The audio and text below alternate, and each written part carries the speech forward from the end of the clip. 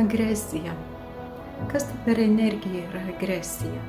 Vieni žmonės yra linkę į agresiją, o kiti ne. Vieni konfliktus sprendžia bausdami kitus fiziškai ar kovodami fiziškai. Kiti gana lengvai susitvarko su viduje kylančia agresija. Ši energija, jeigu yra jumyse, jinai nėra jūsų. Tai yra paveldėta energija iš giminės linijos, iš protėvių. Tai nereiškia, kad nesate atsakingi už šią energiją, už jos pasireiškimą, tačiau kartais padėti savo yra sunku ir reikia pagalbos iš šalies.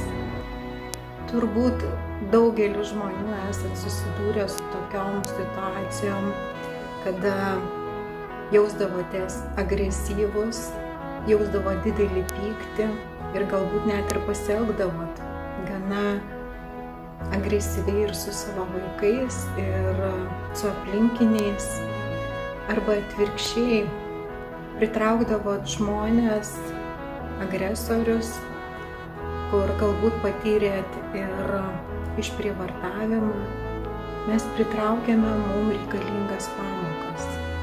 Išsiaiškinus, kaip galima būtų transformuoti šias energijas, gali pasikeisti visiškai jūsų gyvenimas. Jūs kitaip jausitės, pritrauksite kitokius įvykius, kitokius žmonės, automatiškai kitaip jausis ir jūsų vaikai.